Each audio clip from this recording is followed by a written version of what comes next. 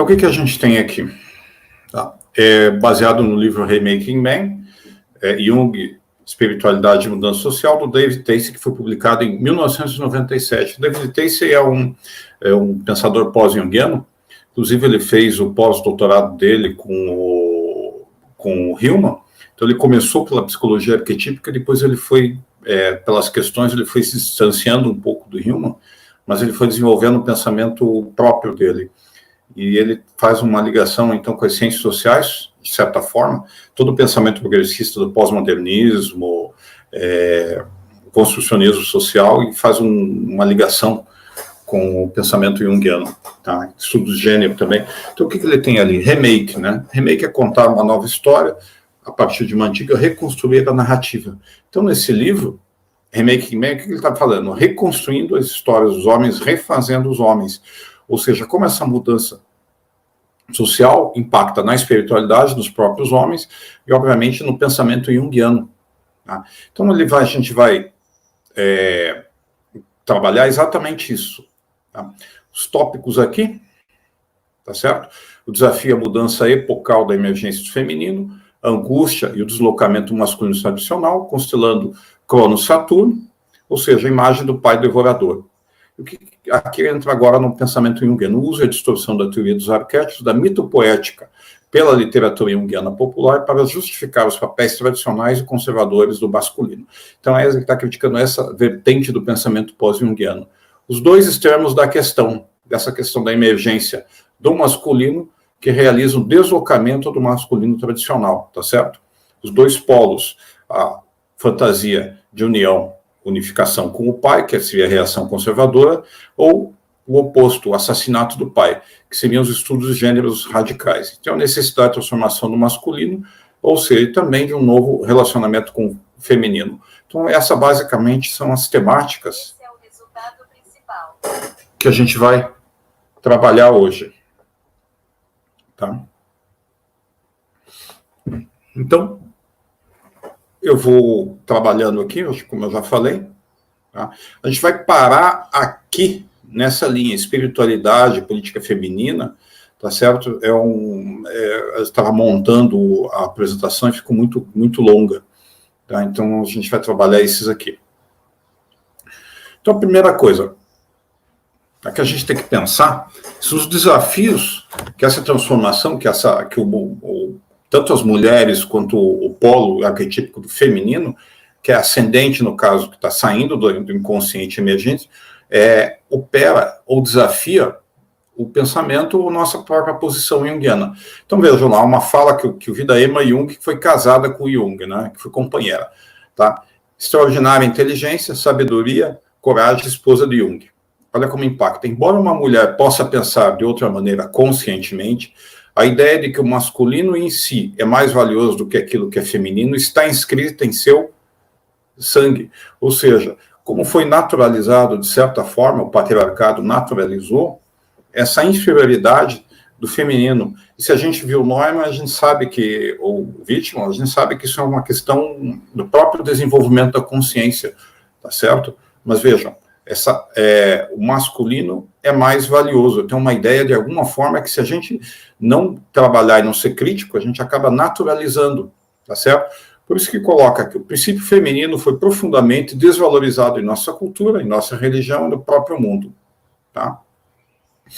As mulheres naturalmente se sentem violadas por esse sistema. Aí, mais uma coisa que seria, quando você descobre que essa coisa não é natural, que não está inscrita no seu sangue, qual que é a resposta natural? A raiva ou a revolta, tá certo? Que é a resposta saudável das mulheres sentirem-se, obviamente, violadas, massacradas, etc. Só que veja como isso, de alguma forma, se contrapõe a uma certa naturalização de que o masculino em si é mais valioso, e essa ideia de inferioridade feminina está inscrita no sangue. Então, a gente vai ter trabalhado, quase como se fosse uma emergência do feminino, também a emergência da raiva em relação a esse modelo, tá certo? Então, tem todo esse trabalho. Por isso que a gente coloca a mudança e transformação na masculinidade, na sociedade, na espiritualidade e na própria psicologia junguiana, porque ela surge dentro de um contexto, obviamente, machista ou patriarcal, então se coloca. Aqui, então, algumas imagens, que não deu muito certo aqui de fazer, mas exatamente esse movimento das mulheres, que ele não surge de forma... como é que eu posso dizer? Os impactos sociais da emergência feminina não se dá na psique, se dá no movimento, na própria sociedade, movimentos políticos de ascensão feministas e por aí afora, que modificam completamente a estrutura. E aqui a gente vê uma forma claramente de uma mulher que pode fazer também aquilo que um homem faz. Então a gente está nesse movimento que traz desafios, tá certo? Por isso que ele coloca aqui, o Dacey, princípio feminino arquetípico. O que ele está fazendo? Ele está emergindo em nosso tempo. Tá? Não vamos discutir essa imersão, começa desde a Segunda Guerra Mundial, tá certo? Mas o que ela faz? Desloca as antigas formas patriarcais na psique e também, obviamente, na sociedade. E vai exigir, de certa forma, tá, uma compreensão inteiramente nova da estrutura social, da identidade pessoal e das relações humanas. Nova, é só lembrar, ó, a Emma Jung, a fala dela. É como se a gente naturalizasse uma posição que ela é parcial, entende? Então, o que é masculino. Então, envolve uma mudança realmente profunda. E se você está numa sociedade que nem a nossa, que é complexa, o que a gente tem? A gente tem a gente tem diferentes posições da consciência, entende? Então, você vai ter uma luta política que se coloca, tá certo? Que é uma luta tanto na estrutura social, nas relações e na própria identidade do que as pessoas se definem como mulher, como esposa, etc. Então, é uma mudança psicoespiritual colossal nessa psique ocidental coletiva, tá certo? E esse feminismo político é um dos principais elementos, tá? Então, a gente está colocando aqui para lembrar que o quê? Para lembrar do Neumann, que na transição, que a primeira etapa, que é da consciência, que ela é matriarcal, sob o domínio da grande mãe, né? O que a gente tem? A gente tem a ideia do Ouroboros, que é essa figura aqui. E nesse Ouroboros, a consciência ela é relativamente coletiva. Tá? Então, no segundo momento, surge a consciência, o modelo que eles chamam,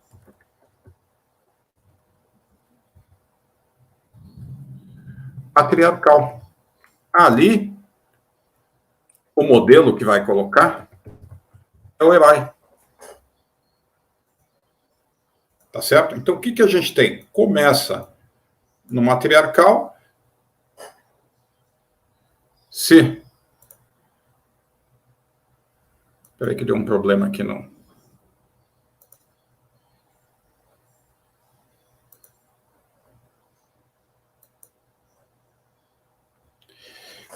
Vou ter que reabrir aqui.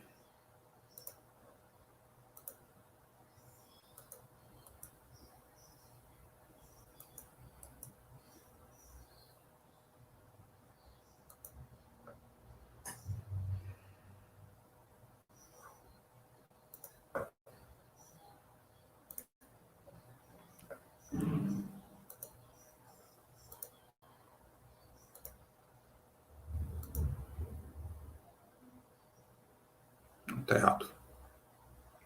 Espera aí.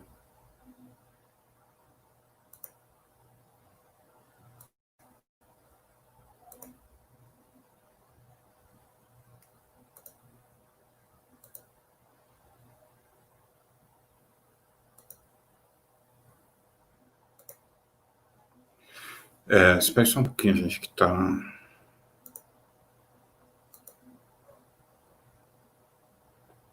As apresentações aqui.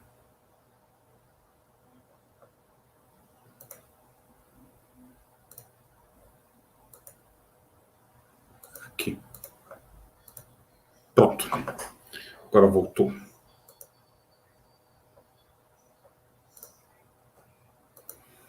Tá, então o que a gente tem ali?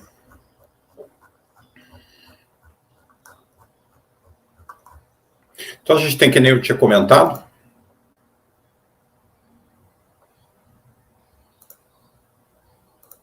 a a gente tem esse primeiro inicial, o Ouroboros, sobre a grande mãe, que faz a transição para o modelo, então aqui é a grande mãe, e aqui faz uma transição para o modelo patriarcal, cujo modelo principal é o herói. E vocês estão vendo aqui o quê? O herói que mata o dragão. O dragão, se a gente lembra das outras lives, vai representar exatamente esse inconsciente, esse feminino anterior, porque é necessário para o herói matar o dragão para poder desenvolver a consciência egóica. Então, o modelo patriarcal, para ele se estabelecer, ele precisa negativizar o feminino, que é a grande mãe, tá certo? Justamente para ele poder se estabelecer. Então, essa transição da consciência patriarcal, da consciência matriarcal para a consciência patriarcal, o estabelecimento da consciência patriarcal implica numa desvalorização do feminino para ele poder se estabelecer, tá certo? E para poder exatamente matar o dragão, para poder afirmar a força do ego frente ao inconsciente. Óbvio que no segundo momento da transição, que é o retorno do feminino, que é uma transição, não é mais o retorno da grande mãe, tá certo? Não é mais feminino elementar, é o feminino daí que a gente chamaria da ânima animus, tá certo? É o modelo transformador do feminino, tá? E daí começa todo esse movimento em termos de igualdade. Então, veja, a gente tem, e essa transição do patriarcado para uma igualdade, para um modelo seguinte, não é uma transição que se faz de forma relativamente tranquila. Por isso que ele coloca aqui, a masculinidade não deve ser erodida ou levada pela maré crescente do feminino, que seria retornar à grande mãe, tá certo? Seria agora ou não. Ela deve ser refeita, ou seja, reconstruída, possibilitar exatamente uma transformação. Então, veja, feminino que se coloca não é mais aquele feminino elementar, é o feminino da transformação que implica essa mudança. Então, a masculinidade, segundo o Teixe, então, parceiro inteligente e autoavaliador, ou seja, autorreferenciador, e que se coloca dessa nova transformação do feminino. Um feminino que sai da grande mãe, deve ter colocado aqui uma figura, para ânima, tá? Para ânimos. Então, aqui algumas imagens que se colocam dessa transformação possível, né? Onde o masculino está dentro do feminino, o feminino está dentro do masculino, e eles são, de certa forma, igualdade de gênero. Tá? Aí que tem a grande crítica que ele fala, né? O pai devorador e o impacto em uma determinada linha do pensamento junguiano que se traduz por uma espécie de conservadorismo. Sobre o retorno do feminino, então. A leitura dele em 97, que acho que a gente, agora em 2020, praticamente, 25 anos depois, a gente vê que ela foi, de certa forma, bastante perspicaz, tá certo? A psique ocidental acionou um mecanismo compensatório desesperado, tá certo? Para quê? Para evitar essa condição andrógena. De alguma forma, para evitar isso aqui. Tá? Porque a transformação do masculino implica de uma grande mudança dele. Tá? Então, o que acontece com o feminino, com o masculino, que a gente percebe, o masculino, ele já era descontrolado, mas ele se torna mais descontrolado ainda. Então, socialmente, a gente coloca. E esses excessos e profundações, no caso, a questão ecológica, a questão do trabalho, a questão do sentimento, ele se torna dolorosamente evidente. Tá? Mas aqui é a imagem que a gente pode dizer do que seria um patriarcado, né, o masculino, de certa forma, tentando controlar todas as diferentes possibilidades, tá certo? Que no fundo é o quê? É o patriarcado se sentindo ameaçado pela grande mãe. Obviamente, isso aqui é a sociedade escravocrata brasileira, mas ele funciona, de certa forma, para colocar que o ego, de certa forma, inicial, para se afirmar a consciência egóica, ele tem que ser o senhor de sua própria casa. Então, ele tem que, de certa forma, colocar todos os outros elementos e funções psíquicas em função do ego. No caso aqui, a grande mãe, a gente colocaria o feminino, tá? Porque ele é todo ameaçado. Então, o patriarcado, e aí que se coloca, né, gente, o patriarcado, ele é notoriamente resistente à mudança, tá? Tanto socialmente falando, quanto em termos psicológicos, psíquicos. E a figura que vai representar seria essa figura de Cronos-Saturno. Inclusive, poderia trabalhar em termos mitológicos todo esse mito de criação do mundo grego, de constituição, de Urano, Cronos, Saturno e Zeus, com essas possibilidades de transformação do masculino, tá certo? Mas nós vamos trabalhar aqui esse impacto mais teórico, tá? E vai passar esses mitos como pano de fundo. E como a figura do Cronos-Saturno, tá? Essa é aquela figura extremamente desesperada, né? Extremamente angustiada, tá? Do Goya, que mostra o quê? Saturno devorando seus filhos deuses, porque em algum momento eles iam ameaçar o poder deles. Tá? Então é exatamente isso.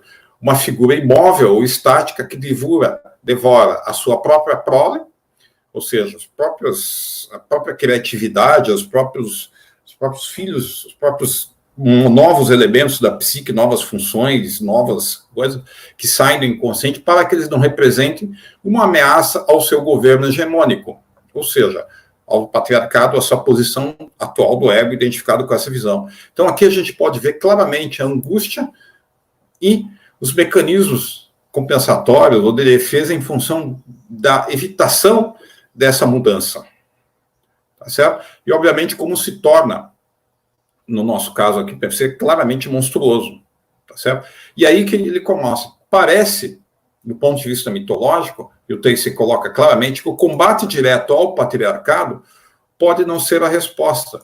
Por quê? Porque se vai combater diretamente, é onde ele está dominando, então eles detêm o modelo, detêm a força, tá? Você não vai conseguir. Aí que ele coloca, no ponto de vista mítico, tá? A gente que mostra claramente combate direto não pode ser a resposta, e a gente deve ser mais esperto que o tirano, que Cronos, ou utilizar. Então é o plano de Reia, para poder enganar a esposa de Cronos, Saturno, quando ficou muito cansado de ver seus filhos serem devorados, ou seja, o princípio feminino que gera, vê que ele não atua, ele começa a pensar numa forma de enganar o masculino, justamente para ele poder se desdobrar. E como que ele faz esse processo de enganar, né? Então, o plano de Ré é para enganar o Cronos Saturno, para liberar sistematicamente o que ele tem devorado. Do ponto de vista social, o que a gente tem? Tá certo? Ou do ponto de vista psicológico que a gente tem. Tá? Quando a gente devora, quando Cronos Saturno está nesse bloqueio, a gente devora as diversas e plurais formas de vida, tá certo? As feminilidades e masculinidades alternativas do ponto de vista social. Não precisa nem dizer aqui todas essas possibilidades ecológicas, possibilidades de gênero, etc. Tá? Que, do ponto de vista de Cronos e Saturno, vão ser encaixadas naquele ponto de vista tradicional. Então, você acaba devorando toda a produção psíquica que se coloca. E qual que era o plano de Reia? Reia foi entregar a Cronos e Saturno, quando percebeu, porque ela gerava, entregava os filhos a Cronos, que devorava. Então, Reia embrulhou Zeus, que é o primeiro filho, num pano, tá certo? Só que em vez de... E entregou a ele. Só que em vez de embrulhar, ou em vez de entregar o Zeus, bebê embrulhado, pegou Zeus, entregou para as ninfas, ou dependendo aí da versão do mito, mas separado, longe de Cronos Saturno, entregou pedras embrulhadas, tá? Cronos devorou, achando que fosse o filho, então pensou que já tinha massacrado, que já tinha eliminado essa nova possibilidade. E essa nova possibilidade cresceu longe de Cronos Saturno. Por isso a ideia das margens, da sombra, tá certo? Veja, no próprio mito a gente tem que o próprio novo masculino, ele emerge longe e fora. E é interessante que para quebrar, para o próprio masculino se transformar, veja, a gente está agindo com Reia, tá? Que é o feminino. Tá? Então, parece que o próprio feminino engendra, tá certo? Essa transformação. Então, vamos lá. Só que essa transformação, depois Zeus cresceu e foi tentar pegar o poder, né, gente? Só que Cronos Saturno não ia deixar o poder de lado. Tá? Aí Zeus se une aos titãs, que são anteriores a Cronos, né, porque são gerações de deuses, tá certo? Então, uma geração anterior, tá? E se faz aqui, tá, o que eles chamam guerra da titanomaquia, uma guerra divina entre Zeus e, acho que os titãs não, eram outros anteriores, os cíclopes, seus aliados, tá, contra Cronos, Saturno, mas também seus aliados que tinham os titãs. Só que, se vocês lerem no mito, tá, não vou desenvolver muito, os titãs estão mais ou menos na mesma geração do Cronos Saturno, e esses aliados de Zeus são de uma geração anterior. Então parece que o Self, quando está bloqueado, ele vai lá atrás buscar essa transformação. Gente, e daí tem essa luta, né? Não, é uma transformação que houve uma guerra. Tá? Então, para mostrar, em termos mitológicos, que essa transformação não é uma transformação simples, tá certo? É uma transformação extremamente dolorosa e de luta interna que se coloca muito complicada. É interessante pensar que depois que Saturno foi derrotado, tá, ele foi mandado para os Elísios, se não me engano, tá, e lá ele fundou um novo paraíso, tá certo? E daí a ideia de Roma. Roma tem como deus Saturno, mas não Saturno, como no Saturno, não aquele Saturno devorador, mas esse Saturno que foi derrotado, que foi exilado, e lá nesse exílio ele ensinou aos homens uma série de coisas e fundou quase como se fosse um novo paraíso. Então percebam como essa transformação, ela ocorre inclusive do próprio princípio, mas né, é uma transformação extremamente custosa e uma guerra. Tá? Então a gente, em termos psíquicos, né, a gente vai ter um conflito interno muito grande nesse processo de transformação, mas é um conflito, de certa forma, necessário para a própria transformação desse masculino que se tornou devorador, de certa forma. Tá? Então, continuando aqui, então a gente precisa exatamente romper esse ciclo do poder, da conquista e da dominação que o patriarcado se coloca. Então, algumas questões que o David Tacey coloca, né? Será que vamos nos opor ao tirano antes que ele devore tudo, tanto a nossa psique quanto o próprio mundo, a ecologia? Será que vamos ganhar de volta o sentimento, a intuição e a alma perante esse progresso patriarcal que nos levou a um deserto espiritual irreversível? Será que vamos capazes de proteger a ecologia, o meio ambiente, a biosfera e a própria vida da Terra frente aos estragos da sociedade de consumo, sociedade consumidora? Vejam, gente, interessante, né? O patriarcado dominando, não bloqueando a imersão das novas formas de vida, devora tanto a psique quanto a si mesmo, quanto ao próprio mundo. Então, essa imagem angustiada aqui, que a gente pode até levar a uma sociedade ocidental de consumo, por exemplo, a negação do... não vamos nem colocar, né, gente, negação da doença, que a gente acaba sendo consumido por ela, negação das pandemias, negação do negacionismo climático, da questão ambiental e por aí afora. Tá? Ou seja, a gente devora a nossa própria vida se esse patriarcado se coloca imensamente. Tá? Então, o que acontece? Ele coloca aqui no pensamento junguiano o problema dessa masculinidade contemporânea, agora falando mais do impacto psíquico, né? Não é novidade, de certa forma. Tá? A gente já trabalha com isso. E essa crítica dele, que a gente vai ver porque textos junguianos, ou que ele chama pseudo-junguianos, tentam resolver a crise da masculinidade. Tá? A crítica dele a esses textos agora a gente começa. Robert Bly, por exemplo, que é um João de Ferro, um livro sobre o homem. Tá? Ele vai dizer o seguinte: os cristos junguianos politicamente progressistas e intelectualmente desafiadores são praticamente abafados pelos blockbusters, ou seja, pelos livros que vendem e são best-sellers, como esse aqui, que, na classificação dele, são simplistas e populares. Tá? Ou seja, não consegue pegar a complexidade toda da questão. Eu acho que aqui ele está sendo até um pouco cruel com esses livros aqui, que eles mostram algumas coisas bastante interessantes, mas aí a gente vai relativizando um pouco ao longo da fala, tá? Até li esse o João de Ferro é bastante interessante. Mas aí é como se eles ficassem no meio do caminho da transformação. E ele vai explicar por quê. Então, esse livro João de Ferro, tá certo? E o que ele faz aqui? Aqui é a questão que esses livros que ele chama de mito-poética. Por que mito-poética? A gente resgata os mitos para tentar dar conta. Mas por que ele coloca pop? Porque são simplistas, de alguma forma. Tá? E ele coloca, essa literatura é perspicaz, tá certo? Ela consegue dar um retrato bom da situação crítica da masculinidade contemporânea. Mostra completamente, mostra de certa forma como os homens sentem, como os homens pensam. Mas a crítica dele é que ela é largamente insatisfatória e é basicamente reacionária. Por que reacionária? Porque ela não implica na transformação do masculino. Nesse sentido, ela é conservadora e faz uma espécie de regressão ao papel tradicional.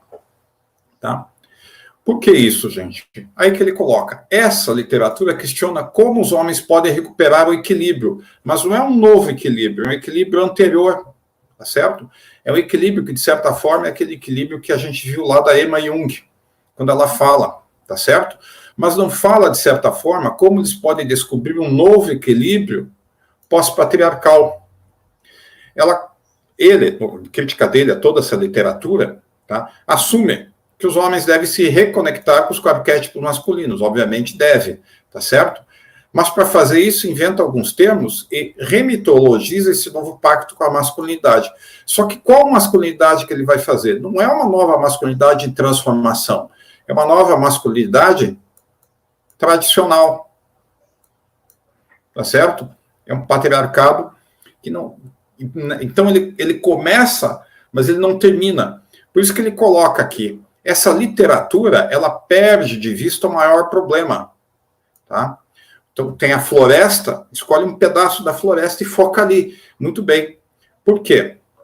O maior problema qual que é? É exatamente essa masculinidade patriarcal deve ser desafiada, ela já é desafiada, mas deve ser modificada e não reconstituída a partir de modelos antigos pela ascensão feminina, tá? É interessante ver, por exemplo, no João de Ferro, que não tem muito a ideia de uma transformação de um modelo... Bom, também não me lembro exatamente, teria que rever, mas do que eu me lembro, o feminino não é igualdade, entende? Ele não tem um papel fundamental, que é bem diferente, por exemplo, do Eros e Psique, do Neumann. Por isso que ele coloca, se os homens são curados da crise, Saturno é devolvido para governar.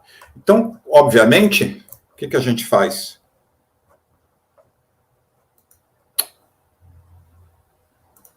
Tá? A gente recupera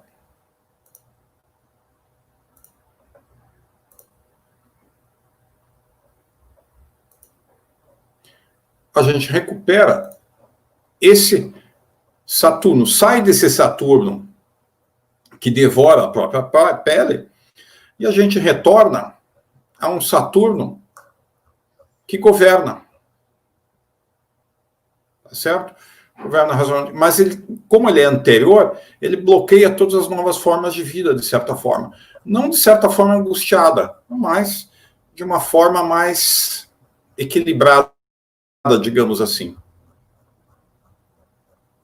Tá certo?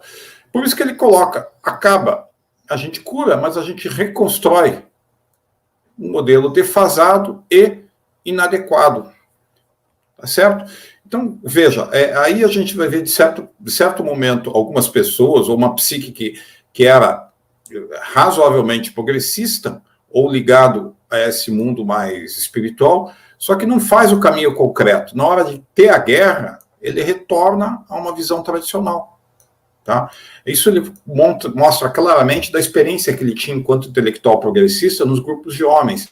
E depois de anos, ele percebia que aqueles grupos de homens, em vez de trabalharem em direção a uma igualdade de gênero, um progresso social, retornavam aos papéis tradicionais de gênero. Tá? Então ele coloca, por isso aqui que eu estou colocando, a dupla face de Cronos-Saturno. É associado a Cronos, tempo, um dos titãs, filho do céu e da guerra. Quando nasciam os filhos de Urano, aquilo que eu expliquei anteriormente, obrigava Gaia ou Ré a colocá-los de volta em seu ventre. Cansada disso, essa aqui é a primeira geração, tá? Que mostra exatamente como Saturno, é que depois, isso aí são as diferentes visões ao longo do tempo, tá? Da teogonia. A primeira geração é Cronos, o tempo, tá certo? Que é filho do céu e da terra. Quando nasciam os filhos de Urano, o Gaia é obrigado. Tá? Então, Cronos, Saturno, fez uma lâmina que castrou Urano enquanto dormia. Tá certo? Cronos, ao castrar Urano, virou o Senhor do Limpo. Mas Urano disse que assim, quando ele foi destronado, aconteceria a mesma coisa com Cronos. Tá? Cronos, apavorado, começou a devorar todos os seus filhos com Reia. É aquilo que a gente já tinha comentado. Então, essa figura exatamente de um... Veja, é interessante essa transição do masculino com o outro, porque nessa transição básica, você está... Você fez uma lâmina que castra. Tá? Então, aí a gente já pode até pegar as imagens que se colocam do outro, que de certa forma é como é que eu posso dizer, uma emergência de um novo masculino, e que o anterior vai se sentir, obviamente, totalmente castrado, tá certo? Só que se coloca, né?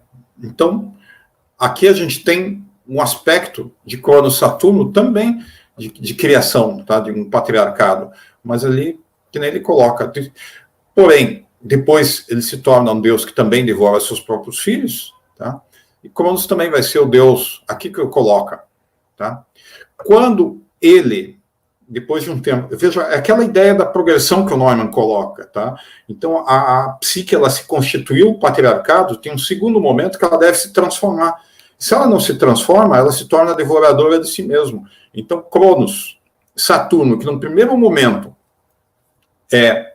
se colocou no mundo, tá certo? Conseguiu estabelecer um reino. Para uma transformação, se ele bloqueia, ele também devora seus próprios filhos. Aí ele vai precisar de um outro princípio que vai transformar ele. É como se o princípio masculino também diferenciasse diversas possibilidades. Tá? Então aqui a gente tem também, depois de ser destronado por Zeus, ele se torna o quê? O deus romano da geração, dissolução, abundância, riqueza, agricultura, tempo. E o tempo não é mais castração, ó, é renovação periódica e libertação, que ele coloca aqui, porque depois de expulso do céu pelo seu filho Zeus, ele se refugiou no Lácio, onde exerceu a soberania e fez a Idade de Ouro, cheia de paz e abundância, tendo ensinado aos homens em agricultura. Em Lácio, ele criou uma família e uma conduta novas. Veja, então o masculino, que ele era o quê? Ele começa Urano, mais básico, tá? Que obriga e bloqueia completamente Gaia. Gaia esconde Cronos, Saturno. Cronos, Saturno, com o auxílio de Gaia, castra Urano, tá certo? Urano, de alguma forma, passa para ele o medo dele de ser destronado, por isso o masculino ser resistente à mudança. E Zeus vai ser da mesma coisa também. Zeus vai, se vocês lerem o mito do nascimento de Atena, é a mesma coisa. Zeus, quando soube que uma das consortes, uma das esposas dele ia fazer um filho que ia destronar ele também pega esse filho e engole, depois nasce Atenas, tá certo? Então, Cronos, apavorado, devora, mas ele estabelece um novo mundo. Depois, ele também é expulso por Zeus, que é um filho dele, que também ele foi enganado para esse filho se colocar, e daí ele faz uma nova... Mas ele monta um novo mundo, que seria Lácio, uma idade cheia de paz e abundância. Tá? Então, o que a gente tem? Só que essas transformações, elas não ocorrem de forma simples. Lembre-se, entre Zeus destronar Cronos, Saturno, houve uma guerra de titãs, a titanomaquia. Tá? E por isso, impacta exatamente nisso aqui. Nos homens nós atuais, nessa transformação, essa titanomaquia interna seria o quê? Seria um conflito psíquico que vai gerar dor, angústia. Então, os homens devem ser autorizados, por isso que ele vai criticar todo aquele processo ali, tá certo? Do João de Ferro, do que ele chama de mitopoética, porque ele abafa, de certa forma, exatamente isso aqui. Os homens devem ser autorizados a sentir a dor da desintegração dos seus antigos adereços e suportos. O colapso do patriarcado, daquele modo de vida, deve ser genuinamente inscrito no coração de cada indivíduo, senão não é real. Por isso que ele coloca, eu estou marcando aqui, a titanomaquia, tá? A guerra entre os titãs, liderados por Cronos, Saturno, tá? Contra os deuses olímpicos, que é a nova geração que vem, liderados por Zeus. Então, essa guerra que a gente se coloca, tá certo? Cronos foi destronado, Zeus é o novo líder, o novo princípio, mas é uma guerra entre duas gerações de deuses. É como se essa guerra que é externa, ela também é interna em cada homem, na própria cultura, tá certo? Então, a gente vai ter uma parte nossa, social também, Cronos-Saturno, que se liga a determinadas forças, assim, determinadas coisas que vão defender o poder. Aí que tem interessante. Zeus libertou quem? Os Cíclopes e os Hecatombos, que estavam encarcerados no Tártaro, no inferno por Cronos. Ou seja, princípios mais básicos que os titãs. Então, esses Cíclopes aqui são da primeira geração dos deuses, junto com Urano. Então, a gente se coloca, tá? Uniu-se a eles para derrotar Cronos-Saturno. Então, percebam, a Zeus, para derrotar, ele se liga a figuras ainda mais primitivas, mais básicas, para derrotar o que se coloca atual. Se a gente pensar de um ego identificado com Cronos, tá? Quando ele vê a titanomaquia, tá? Como é que eu posso colocar aqui? Quando Cronos, Saturno,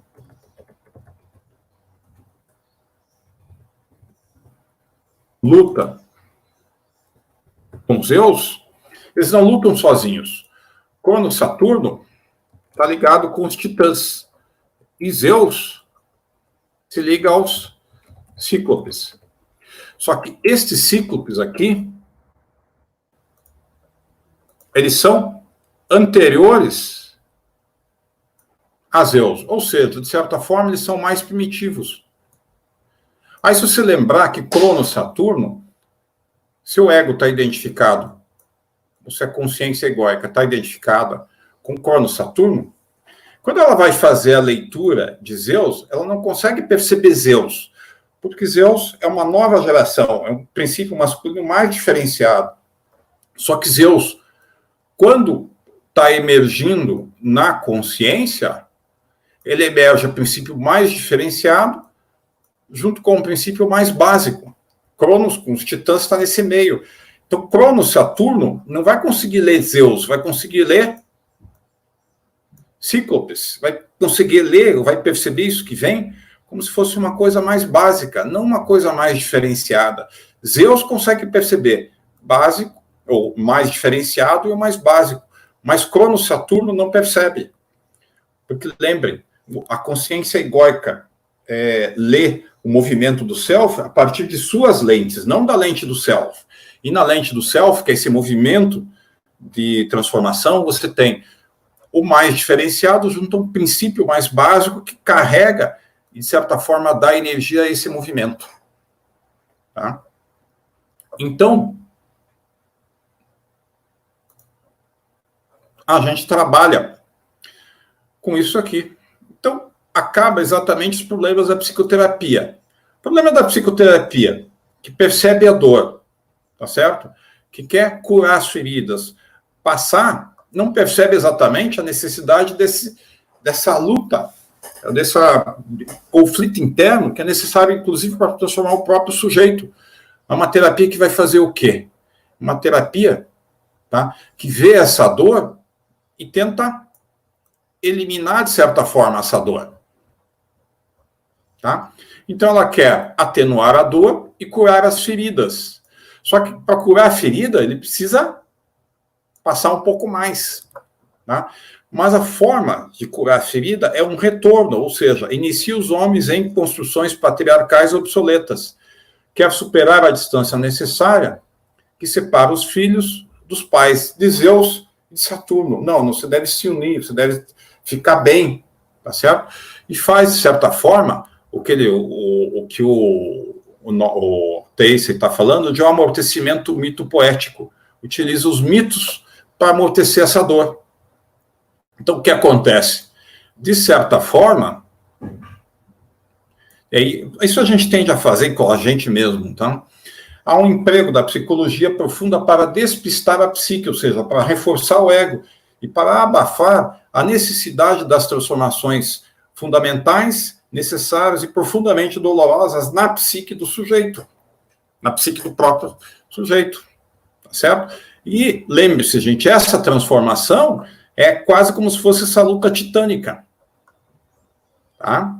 Então, a grande pergunta que ele coloca, a teoria junguiana está sendo, de certa forma, incentivada, usada, utilizada para incentivar a mudança ou para escapar da mudança? Do ponto de vista do Tacey, uma parcela do movimento, uma apropriação incompleta dessa literatura mito-poética envolve exatamente para escapar da mudança, tá certo?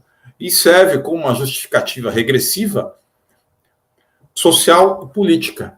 Aí tem aquele pensador que está fazendo, que discutiu com o Zizek, o Jordan Peterson, tá?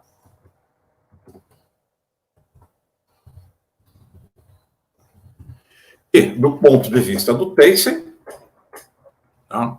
Apesar dele justificar e mostrar claramente, mostrar a dor, ele faz uma espécie de amortecimento, tá?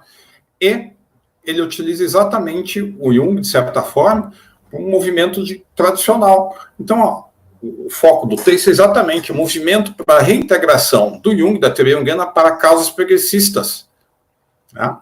E daí ele vai fazer, mais ou menos, um pequeno histórico longo, que ele vai dizer o quê? Isso é uma necessidade nossa. O próprio Hillman já estava fazendo... Hillman talvez o pensador junguiano pós-junguiano mais importante, que vai fundar ou vai constituir a psicologia arquetípica, já estava fazendo isso na crítica da cultura nos anos da década de 1780 e 1980, que ele estava criticando esse sólido ego ocidental, tá certo? Então, a necessidade de aprofundar a dor psicológica às suas fontes mitológicas, ou seja, essa briga, essa luta desses princípios masculinos, essa necessidade de transformação. Em vez da gente tentar fazer, aí a crítica dele, vocês vão ver muitos grupos de homens, que ele também é um pouco da experiência dele na Austrália, tá certo? Tá? A necessidade, então, da gente aprofundar a dor com modelos míticos, arquetípicos, e não amenizar a dor, tá certo? Com esses modelos, ou seja, com curas açucaradas doces, promessas ilusórias ou fantasias do que ele chama de plenitude mandálica. Tá? A gente resgatar um equilíbrio automático pela descoberta de um remédio dentro de si, sem passar por essa dor da transformação. E essa plenitude, essa promessa, traz o Zeitgeist, ou seja, o espírito da época, o espírito da transformação, e uma recuperação nostálgica do passado. Não vai existir o passado, a própria psique não vai se colocar. Tá certo? Que é o modelo de transformação. Dessa forma, quando você utiliza os mitos para justificar essa recuperação, tá, você torna Jung atraente para os oponentes conservadores da mudança. É aí onde o Jordan Peterson, até precisava estudar um pouco mais ele, entra exatamente nisso. Tá? Você faz uma interpretação dos arquétipos como eles fossem estáveis, como eles não se modificam e não se desdobram ao longo do tempo. Então, o modelo do herói é sempre o modelo do herói, não interessa o contexto cultural, histórico e social que ele se coloca, tá certo? Nesse sentido, os arquétipos, eles acabam sendo uma essência do ser humano, porque eles seriam estáveis e têm uma suposta atemporalidade. Eles estão fora do tempo, fora do espaço da transformação. E se a gente, de alguma forma, acionar ou conseguir entrar em contato com esse arquétipo, que não muda, que é estável, que é eterno, a gente automaticamente acha dentro de nós um modelo, tá certo? Então, o que acontece? As possibilidades revolucionárias ou transformadoras da teoria junguiana têm sido negligenciadas, porque a gente sempre busca um modelo arquetípico. Daí um pouco a crítica da naturalização do arquétipo, porque aí a gente vai ver um pouco, aí a gente vai entender a Emma Jung, aprofundador de você ver essa mudança, né? Tá? E aí ele vai dizer, tá, que toda uma linha do corrente faz o quê? Cria um otimismo. Acho que essa tradução aqui está um pouco equivocada, tá? Mas tira um otimismo infantil, ou fato, ou simplista, ingênuo com os arquétipos, e faz uma série de truques para poder justificar esse otimismo. Então, no patriarcado, que a gente vê que o quê? Que os fundamentos estão erodindo. Tá? E o terapeuta? Aí é o seguinte, né, gente? Aí não tem como, né? Um terapeuta que é muito preocupado, que é muito humanista, que vê muito o sofrimento do outro, tá? Ele vai tender a fazer o quê? Proteger os homens do caos e do sofrimento dos tempos modernos. Esse preocupado humanista, que quer proteger as pessoas, os homens, aqui os homens, os sujeitos, tanto as mulheres, que elas vão sofrer também, né, gente? Na realidade, se vocês pensarem, é um terapeuta que está identificado, de certa forma, com uma visão muito maternal da grande mãe robórica da terapia. Não está ligado ao logos, aquilo que a gente falou, ao patriarcado. É uma grande mãe ainda ligada a um princípio elementar e não transformador.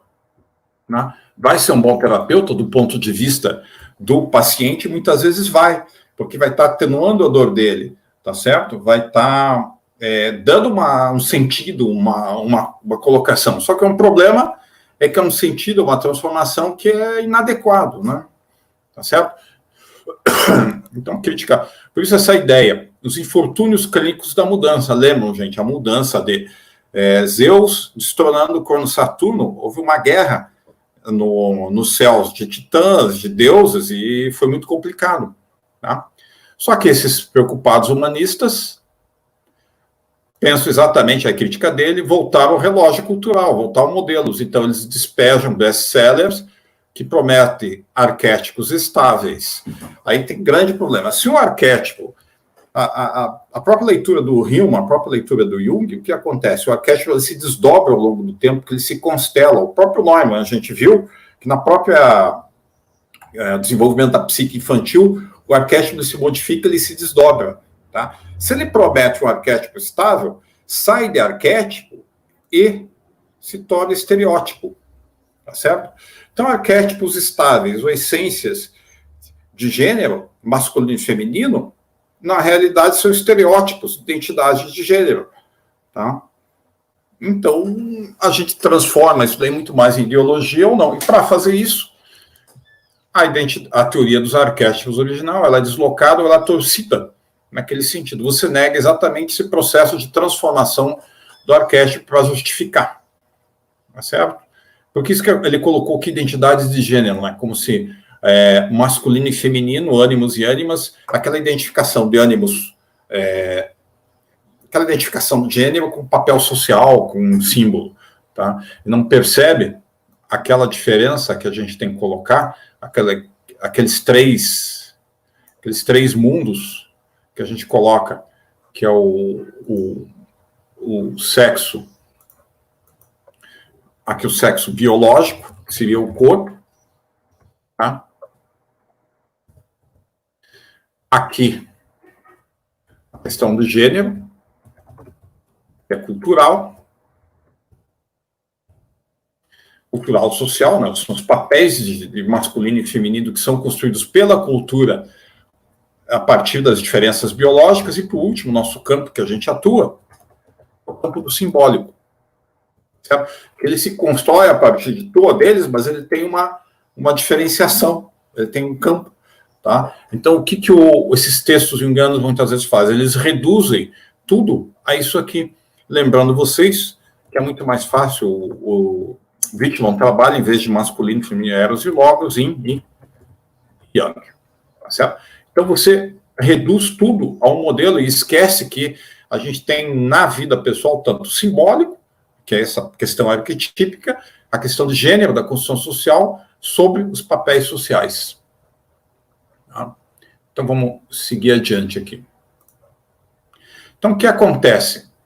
Por isso que ele coloca, arquétipos guianos são vistos como elementos fixos e estáveis em uma mente eterna e imutável, que, nesse ponto, vai dar a essência do sujeito e, obviamente, o significado. Ligar com o arquétipo seria ligar com essa essência, com esse significado básico. Daí, o que ele coloca, criticando essa literatura, né, que ele chama de best-sellers, que se coloca como estudantes de mitologia humana e como junguianos, acreditamos que é uma boa notícia para os homens. Ela, nossa experiência que, no fundo, de todos os homens são modelos ou projetos que também podemos chamar, foi traduzido do inglês, é mais complicado. No fundo de todos os homens, nós temos projetos que também podemos chamar de modelos para o masculino maduro e positivo. É como se, em vez da gente construir um novo, a gente aciona dentro de nós um novo que já está lá escrito. Tá certo? Uma visão mais contemporânea, acho que da Knox, do arquétipo, mostra exatamente que o arquétipo é muito mais um processo do que um modelo que já vem dado. Tá? Então, o arquétipo nosso não é um modelo. O arquétipo, se a gente for acionar o modelo realmente, é esse modelo de transformação estável, transformação, estabilidade, transformação, estabilidade, transformação. E não algo fixa e estável, que a gente aciona dentro de nós, por exemplo, uma vivência, uma imaginação, tá certo? Com um exercício. Tá? E óbvio, né, gente? Boas notícias é exatamente não para colocar o homem na dor, mas é para voltar dentro de nós e descobrir a dor. Só que a gente esquece que esse dentro de nós, que nossa psique, ela é construída culturalmente, biologicamente. Então, na realidade, a gente acaba voltando muito mais ao modelo, como é que a gente diz? A gente volta a Cronos, Saturno, porque a gente volta dentro de nós com uma leitura do ego que está identificado com a cultura. Não aciona Zeus, que é um novo modelo que está vindo. Tá certo? Isso que ele coloca. Na desintegração patriarcal, ou seja, os modelos de consciência, de ego que a gente tem que perceber, que estão na consciência, eles não funcionam mais. A gente vai fazer a leitura dos novos que surgem, tá? Do inconsciente, por novos. Se a gente faz pelos da consciência, a gente elimina eles, tá certo? Por isso que ele coloca modelos e imagens do masculino positivo externos não podem ser mais encontrados, tá? Ele vai dizendo que essa boa notícia é que nós não precisamos ter medo, porque no inconsciente, sua essência, seu projeto, seu modelo, se a gente voltar, isso vai cuidar de nós, tá? Mas veja, isso é uma ilusão, tá? Porque se a gente voltar para o nosso inconsciente de forma mais profunda, passando a cultura, a gente vai ver a titanomaquia, a guerra de deuses. Não um Deus que está tentando voltar para dentro de nós, é simplesmente fugir desse conflito que de alguma forma a gente vê. E a gente volta dentro de nós a esses modelos iniciais que a gente se colocou. Tá? Então, ele fazendo irônico, né? Dentro do inconsciente é um pai ideal, todo cuidadoso, amoroso, identificado com a grande mãe, que vai cuidar de nós, que a gente pode encontrar. Tá? Então, se a gente fixar muito nessa ideia de encontrar dentro da gente o arquétipo que vai, e esquecer essa ideia do conflito, a gente fixa, e a gente faz o que ele chama, no organismo popular, e isso vocês podem ver, até nos fundamentalismos religiosos, né? Encontre Deus dentro de você, que tudo vai se acalmar, tá certo? Se você não encontrar Deus dentro de você, você vai viver a angústia, o caos e a desintegração, tá certo? Só que ele não está trabalhando com fundamentalismo religioso, ele está trabalhando agora com o fundamentalismo da nova era, dos quais um dos autores mais utilizados para fundamentar seria o Jung. Aí ele faz um New Age Jung messiânico, tá? Com uma visão irremediavelmente realista da experiência psicológica. Por que messiânico? Porque se a gente se conectar direito, fizer as coisas certas, a gente vai achar uma figura ideal dentro de nós que vai cuidar da gente, tá certo? Então, cria todo um sistema de fantasia. No fundo, segundo ele, é uma ilusão fútil e mesquinha ligada exatamente às concepções narcísicas do sujeito, de fugir do enfrentamento desse conflito, tá? Que explora as capacidades das pessoas ou de seguir o conselho psicológico. Tá? Promete um novo tipo de pai onipotente, não aquele pai Deus bíblico, mas um novo pai que interno dentro de nós, ou seja, essas boas novas dentro de nós, que nem ele coloca. O velho Deus cuidou de nós a partir do seu ponto de vista que está nos céus, mas o novo Deus messiânico da nova era desceu abaixo, imaginado como um tipo de barbudo benevolente que está no inconsciente, tá? Que vai suprimir aquilo que falta, ou na sociedade, ou nossa experiência social, experiência pessoal, tá? Veja, a gente precisa desse novo, mas esse novo não emergiu, então tem um buraco ali, e esse buraco traz conflito, esse buraco deve ser trazido pela nossa própria experiência, pela nossa ação, tá? Mas na falta de sair, de largar, a gente procura dentro de nós um velho Deus, uma imagem, tá? Do self, tá? Que vai ser preenchida pelo sempre confiável e nunca enfraquecido, modelo, direcionamento, projeto que está no inconsciente. Por que nunca enfraquecido, gente? É isso que se coloca, né? O inconsciente ele se desdobra, tá? Então, a grande mãe, vamos lembrar lá da constituição do ego, das primeiras fases, a grande mãe no início, que era positivada e energizada, que era necessário para a consciência se desenvolver, no seguinte modelo, quando entra saída da consciência matriarcal para a consciência patriarcal, o que o próprio self nesse processo de desenvolvimento faz? Negativiza, ou seja, tira energia, de certa forma, da grande mãe e positiviza ou energiza o modelo da figura do herói, tá certo?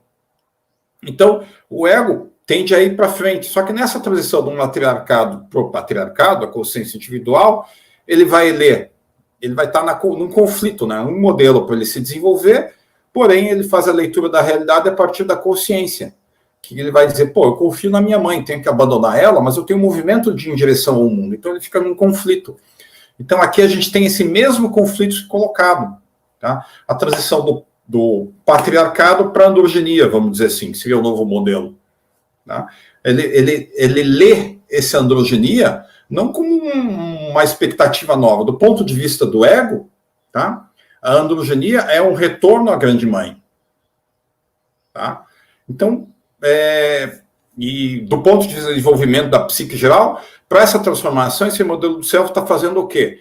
Está energizando e positivizando a androgenia, ou seja, todas as formas novas de vida, de sexualidade, etc., de possibilidades, e está desenergizando ou negativizando o herói guerreiro, consumidor, de certa forma. Tá? Só que quando ele vai ler do ponto de vista, veja, o ponto de vista do self é energia no futuro e desenergização do presente, que significa que é passado porque foi estável. Só que o ponto de vista do ego, quando ele olha, ele está em conflito com o self, porque ele está em transformação. Então o ego olha aquilo que vê na frente, que é o futuro, não como androgenia, ele vê como retorno. Então ele tenta negativizar. Por isso essa ideia aqui, tá? O arquétipo, a imagem dentro diz, é sempre confiável e nunca enfraquecido. É confiável porque sempre vai dar apoio para a gente, nunca vai enfraquecer. Só que essa é uma visão do ego, tá? Não é uma visão do self desse processo. Tá? Que se ele voltar para dentro de si, numa experiência profunda, ele vai perceber exatamente esse conflito titânico, a titanomaquia interna. Tá? Ele enfraquecimento de um arquétipo e energização de outros, que é a própria dinâmica de desdobramento e transformação da psique. Tá? Por isso que é ilusório. Tá? E essa ideia de manter, ele está falando agora uma crítica à mitopoética, produz guias e manuais para levar os homens para uma recuperação passo a passo dos modelos patriarcais quebrados.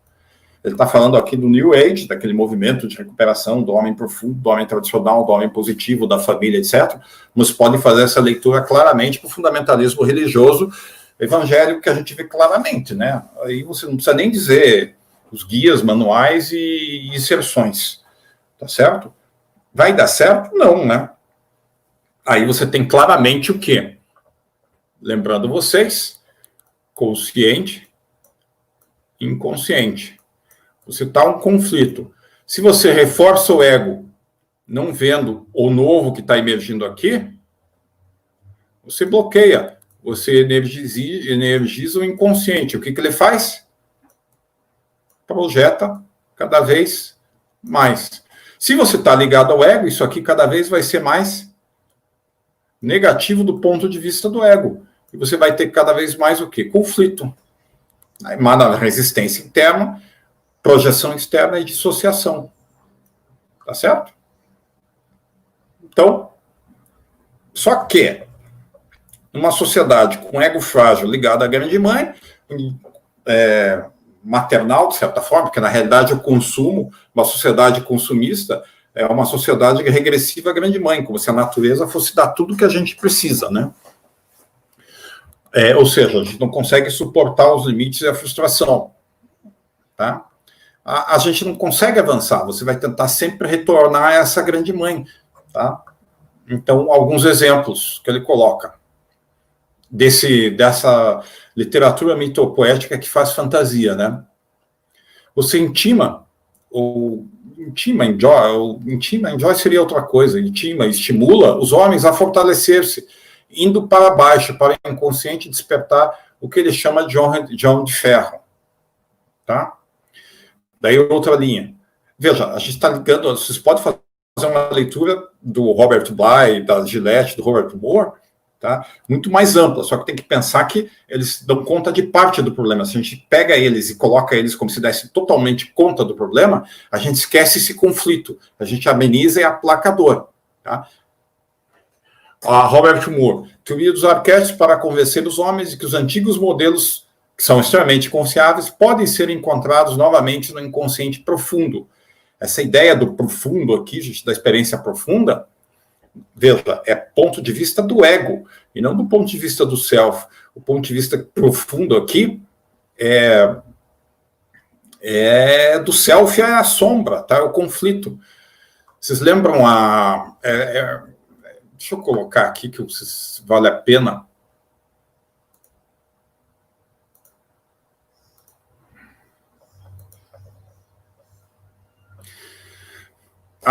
O que é um encontro com o self? Tá? Então vamos lá. Encontro com o self, que seria a totalidade, é sempre visto, isso eu falo muito, como se fosse uma iluminação, né?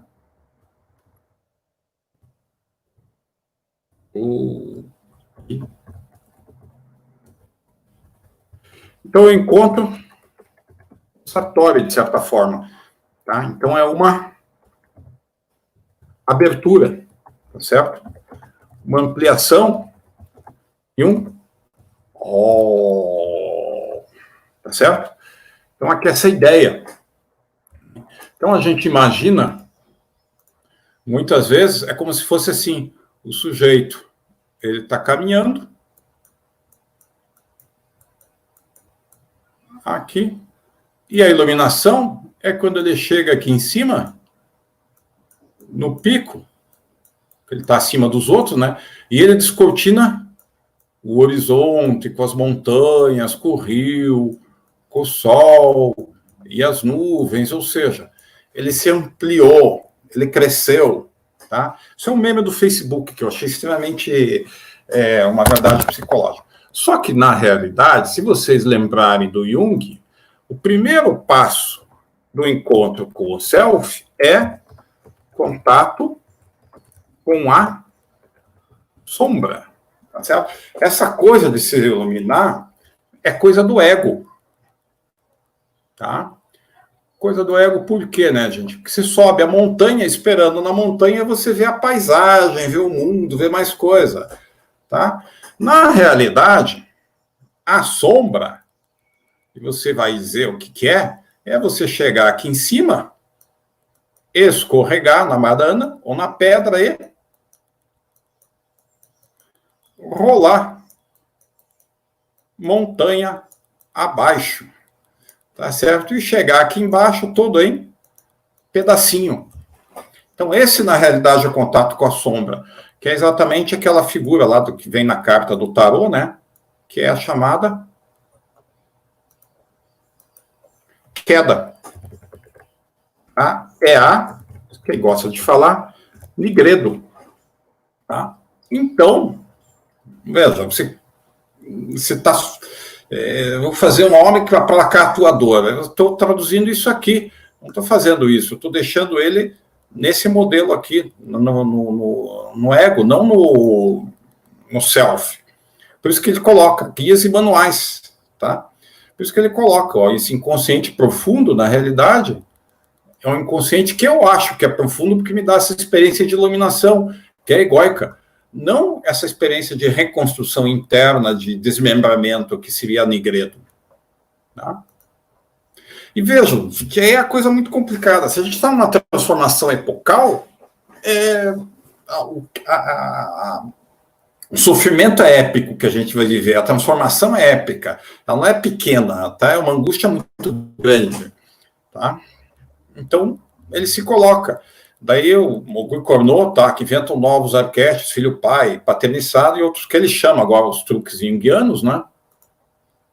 Que ele está chamando truques mágicos, que ele diz, com o poder e auxílio dos arquétipos, a realidade pode ser remodulada, reformulada, como se a realidade fosse apenas aquilo que eu leio da realidade a partir do meu ego, e não esse confronto que se coloca, para atender a qualquer agenda de fantasia. Ele está lendo aqui do New Age, tá? A gente pode ler também do religioso, dos fundamentalismos, né? E se a gente pensar claramente das ideologias políticas, a gente vê muito fortemente isso aí em todos esses processos, né? Tá? Então, o que a gente tem aqui? A gente tem nesse conflito da titanomaquia, na realidade, dois movimentos opostos que ele chama. Abraçar o pai e matar o patriarcado, que seriam os conservadores e os totalmente revolucionários. Tá certo? Então, segundo Robert Bly e o Círculo Mito Poético, que os homens realmente querem é tornar-se unidos com o pai, ser iniciados no mundo pai. Na realidade, essa que ele coloca é uma iniciação como se fosse a realização do desejo. No fundo não suporto o conflito, quero retornar ao mundo idílico. Tá? Por isso essa ideia, um sentimento quase vibrante de pertencimento, de profunda reparação. Tá? Então é um retorno, de certa forma, à grande mãe.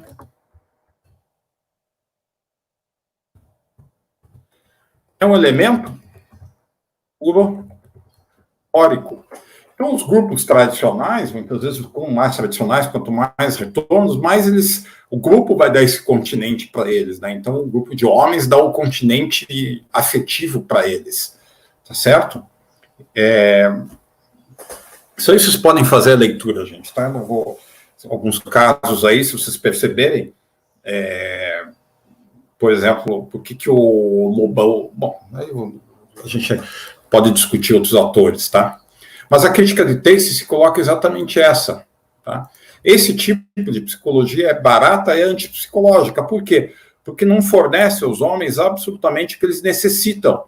O que eles necessitam? Vamos lembrar lá? Tá? Transformação. Só que, infelizmente, essa transformação envolve conflito. Tá? Aqui, a gente está ligado a self, que é esse desdobramento. Mas essa literatura, ou essa coisa, trabalha com o que eles desejam. Tá? Um paraíso patriarcal ligado a uma imagem da grande mãe inconsciente e infantil. Tá certo? Então, atende a uns desejos do ego, da consciência egóica, que quer evitar esse conflito. Então, você tem repleto de idealizações. Então, tem alguns conhecidos que sempre foram relativamente progressistas ou alguma coisa assim. Tem uma época que começou a falar do pai, idealização. Aí isso aí não vai dar coisa boa. Logo depois, a gente vê toda uma regressão a uma idealização infantil, ou a ideia de que no ambiente onde eles estão, uma negativização do feminino que emerge, quase chegando à homofobia, a ideia da família tradicional, a ideia dele que se coloca, entende? Então, há um modelo, é uma idealização infantil do pai, do patriarcado, de certa forma, tá certo? Só que a necessidade, que eu já estou insistindo, numa época de transformação, que é a época quando os modelos estão sendo construídos, os filhos não devem repetir o padrão tradicional, que é simplesmente tornar-se parte da tribo do pai, ou seja, lembre, sociedades tradicionais, elas repetem o mesmo modelo. Então, nesse sentido, a iniciação, ela faz sentido numa sociedade que não se transforma. Por quê? Porque a iniciação é a saída do adolescente, da infância, num modelo já estabelecido. Só que a gente não está numa sociedade tradicional, né? A gente está numa sociedade de permanente mudança, transformação de época. Então, a gente não vai conseguir nunca se tornar tribo do pai, ser igual ao pai que a gente era. O imperativo nesse processo é ter o quê? É resgatar essa criatividade. Tá? Lembrando vocês, criatividade, segundo Jung, trabalha exatamente numa dinâmica do consciente e inconsciente, e o que é novo vem exatamente do contato com a sombra e desse diálogo consciente-consciente. Tá? O que os filhos devem ser, de certa forma? Pais deles mesmos. Eles devem gerar eles mesmos, não voltar ao modelo tradicional. É muito mais fácil eu voltar ao modelo tradicional do meu pai, da minha mãe, da minha família, no mundo em transformação, do que gerar um novo mundo, gerar um novo modelo. Tá? O imperativo no mundo em transformação é ser criativo para ser pai de si mesmo, para fazer o quê, né, gente? Reconstruir o mundo, remodelar a sua política. E isso exige um compromisso com o espírito criativo do presente. O espírito criativo do presente é esse contato com a sombra, é essa transformação, e também com o sonho do futuro, com a utopia que vai levar a gente adiante nesse novo modelo. Esse sonho do futuro, muitas vezes, trabalha com aquele caráter que o Jung diz, uma imagem simbólica, certo? Uma imagem que vai assumir o papel de símbolo, que ele vai se transformar ao longo do processo, mas ele, de certa forma, vai poder fazer essa transição, essa ligação entre o futuro que ainda nós não construímos, mas queremos construir, o presente que se coloca. Isso é necessário justamente para quê? Para a gente suportar e acabar não se engajando uma espécie de retorno do pai. Esse retorno do pai, no fundo, é sustentar o patriarcado que está doente. Aqui a gente está transformação epocal, se a gente ligar, é um patriarcado doente pela própria crise ecológica, espiritual, de sentido, social, que a gente possui no mundo atual. Tá certo? Então, aqui ele vai ligar esses dois extremos, tá? O abraçando, que está abraçando o pai, retornando, que ele vai chamar o pop Jung, o popular, que retorna ao passado, e uma linha que está muito ligada ao futuro, mas é radical, que ele tenta matar o patriarcado, que é o feminismo radical. Então, que está ligado muito a uma imagem de futuro, e não está fazendo essa conexão. Tá certo? Então, no pensamento, a gente tem tendência, muitas vezes, a cair para esses dois extremos. Então, abraçar o pai. Tá? Rapidamente, eu já falei. Tá? É um movimento popular masculino muito forte nos Estados Unidos e na Austrália, talvez não aqui, mas grupos, digamos aqui, que não assuma a caráter tão grande que assumiu lá, mas ele se coloca nos modos de iniciação do João de Ferro, tá certo? Que a ideia é, eu sou simplesmente uma versão mais nova do meu próprio pai, conduzir com aquele modelo, se não é o meu pai real, pelo menos é o meu pai idealizado, como deveria ser, e a gente coloca um homem que se sente consideravelmente melhor, porque ele foi iniciado, ou seja, de alguma forma entrou em contato com seu modelo interno, eles se sentem menos estressados, menos solitários, em êxtase, e ligados com o velho e querido pai. Lembrando vocês, esse velho e querido pai, no fundo, é uma persona. Porque ele até funcionava, mas atualmente não funciona mais. Esses iniciados, menos estressados, ligados e solitários, na realidade é uma ligação em grupo, que é um grupo orobórico, porque está ligado à grande mãe. Tá? Nesse sentido, você aplaca a angústia, óbvio, né, gente? Você aplaca a angústia através da persona, Você infla o sujeito na persona, há um retorno à inconsciência patriarcal, há uma identificação do sujeito com uma determinada persona, que está ligado a um determinado grupo, tá? E você aplicou a angústia, né? Aplicou a angústia, só que não eliminou esse movimento, né? Espera-se daí aumento da projeção, do conflito interno e por aí afora. É o que ele coloca no fundo, o tirânico Saturno replicou-se novamente, garantindo assim a continuidade de sua soberania. Ou seja, aquele modelo patriarcal tradicional, ele se replicado. Tanto quando a gente diz a ânima deve ser assim, a mulher, para ser individuada, deve ser desse jeito. Se vocês olharem modelos de ânima e ânima do tradicional, muitas vezes são aqueles tradicionais. Mulher, passividade, sentimento, homem, atividade, pensamento. Tá? Daí você está replicando. Uma sociedade sem transformação até funcionaria bem, até seria mais ou menos esse modelo. Mas uma sociedade em transformação com mudança de época é extremamente complicado. Segundo momento, matar o patriarcado. É outro extremo do espectro. São alguns homens que estão envolvidos no discurso oposto, tá? Que eles chamam pró-feministas, essencialmente acadêmico de divisão. Então, um ativismo até revolucionário com base no feminismo e no marxismo. Eles traçam caminhos para derrubar o patriarcado, tá? Ou seja, mudança. Mas a grande questão dele é que ele quer derrotar a autoridade do pai, tornar impotente o pai devorador da nossa cultura, e para eles, libertar os homens significa matar o pai. Tá? Dentro para essa tradição intelectual, nenhum pai, ou seja, nenhum princípio, é igual a toda liberdade, enquanto que para a tribo mito poética, o mais tradicional, nenhum pai é igual a isolamento insuportável, inferno psicológico. Então nós temos o excesso de repressão, o excesso de regras e a ausência total de regras, 2 pontos possíveis. Tá? Então, a gente tem esse processo. Então, na realidade, são dois opostos que ainda estão em conflito. E, de certa forma, não ocorreu ainda a emergência de uma utopia, ou está emergindo por aí, que vai fazer um símbolo, essa imagem que vai permitir isso daí. Tá certo? Então, o que ele coloca? Tá? É necessário, então, trilhar um caminho solitário, um caminho corajoso, nos quais os homens não têm compromisso apenas com o espírito passado, mas também com o futuro. Neste, eles são apenas e realmente seus próprios pais. Veja, apenas realmente significa eu gesto a mim mesmo, eu não gesto a um pai tradicional, a um pai transcendental, a um pai. Eu gesto simplesmente a mim mesmo, sujeito, ego, self, uma consciência individual, e não algo